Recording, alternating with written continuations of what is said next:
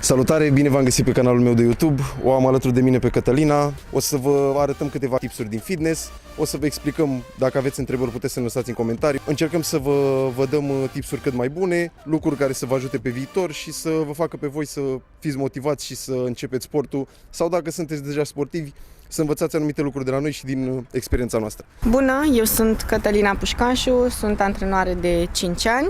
Am făcut în trecut sport de performanță, atletism.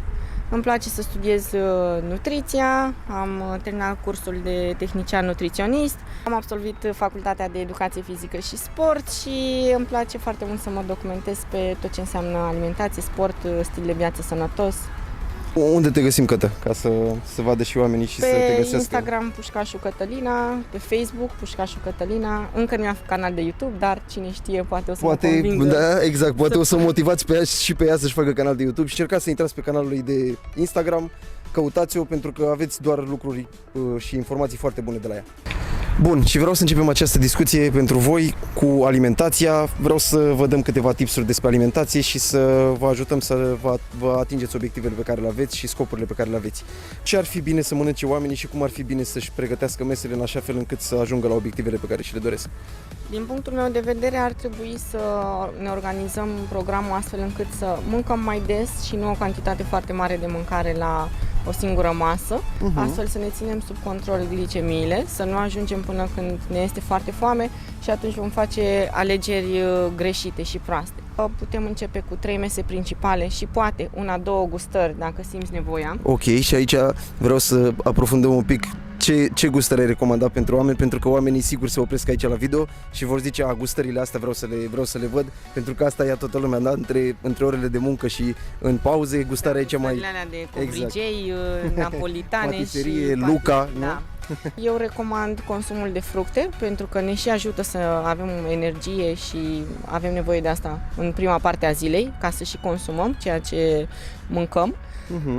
Aici, scuză-mă, fructoza aici oare îngrașă sau contează? Că nu știu, unii oameni zic că dacă mănâncă prea multe fructe s-ar putea să se îngrașe. Bineînțeles că da. Din moment ce orice este bun, în exces dăunează. Tot ce este în exces va dăuna, fie că este bun, fie că este rău. Așadar, e ok să mâncăm fructe, dar nu e ok să mâncăm kilograme de fructe, bineînțeles ele ne vor îngrășa. Avem nevoie de fibrele din fructe și de fructoza din ele pentru energie, dar nu avem nevoie să mâncăm kilograme întregi de fructe. Pentru o persoană care urmărește ca obiectiv procesul de slăbire, se recomandă fructele care sunt mai puțin calorice, fructe de pădure, fructe precum banana, care este un fruct mai dens caloric, dar să fie în prima parte a zilei sau să fie urmat de un antrenament după aia. Exact, sau dacă pentru băieți, da? Dacă faceți hipertrofie și aveți nevoie de creștere masă musculară, pentru voi e foarte bună, puteți să mâncați și 2, da? Nu o să fie o problemă, mai ales dacă aveți un metabolism ectomorf.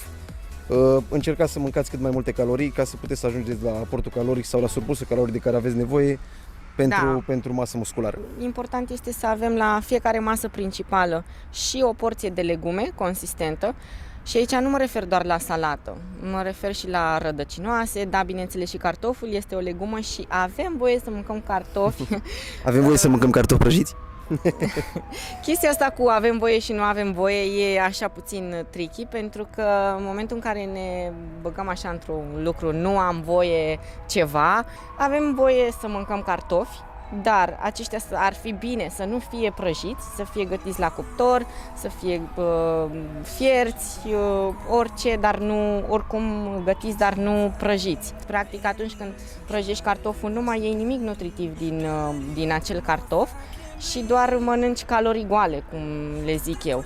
Dar putem să ne facem și poftele astea o dată pe săptămână, o dată la 2 săptămâni. Depinde de nivelul nostru de antrenament și cât de activi am fost și cât de corecți am fost cu alimentația. Poate chiar și de 2 ori pe săptămână să ne facem mici pofte. Atunci când vorbim de procesul de slăbire, mie îmi place să zic că... Și creierul are nevoie de ceva? Sau? Exact, și creierul și inima și așa mai departe. Adică astea sunt mâncăruri pentru Pentru suflet. Pentru suflet, da. Ok. Sunt goale ca și calorii, dar sunt mâncări pentru suflet și e ok să le mâncăm din când în când. Și pentru sustenabilitate, da? Dacă vreți să faceți Exact. asta pe termen lung, pentru că noi vă spunem aici niște lucruri bune pentru sustenabilitate și pentru termen lung, da? Nu o să poți să trăiești toată viața fără carbohidrați, de exemplu. Poți să ții o perioadă de scurt dietă low carb sau tot felul, nu știu, nu mai mănânc o grupă de alimente din planul nostru alimentar. Nu o să poți să faci asta pe o perioadă lungă de timp. Deci, în principiu, ar trebui să ai o dietă echilibrată. Totul da? se consumă în măsură. Acum nu zicem nici să mâncăm doar avocado, de exemplu, că este bun. Da? Avocado este foarte dens calorii și atunci nu zic să mănânci 5 avocado sau în fiecare zi. Totul este cu echilibru și cu măsură. Bun, am zis că la prima gustare sau în prima parte a zilei să consumăm cu precădere fructe. În a doua parte a zilei, ca și gustare, putem să folosim un cottage light, un iaurt. La fiecare masă principală este bine să ne orientăm să avem o parte, 25% din farfurie proteină, jumătate legume și în prima parte să consumăm partea de carbohidrați, orez, poate paste, poate cartofi dulce, fasole. Legumele în general ne dau fibre și ne ajută cu sațietatea, bineînțeles, așa că este bine să consumăm legume la fiecare masă. Da? La fiecare masă să avem o porție de proteină, o porție de legume și o porție de carbohidrați. Carbohidrații să fie consumați în prima parte a zilei, seara, fiindcă ne pregătim de culcare și organismul intră în stare mai relaxată de refacere, da. Este bine să consumăm o proteină slabă cu legume. Și sfatul meu este că să nu pleci cu toate schimbările astea dintr-o dată. Adică ia-o încet, încet. De exemplu, dacă nu mâncai până acum legume, introdu o porție de legume mică la fiecare masă, după care poți să crești ușor cantitatea sau obișnuiește-te să mănânci o masă cel puțin, să o ai corect din punct de vedere nutrițional. Nu pleca din start cu vreau să schimb tot, de astăzi nu mai mănânc nimic din ce mâncam înainte și renunț la tot ce îmi plăcea mie.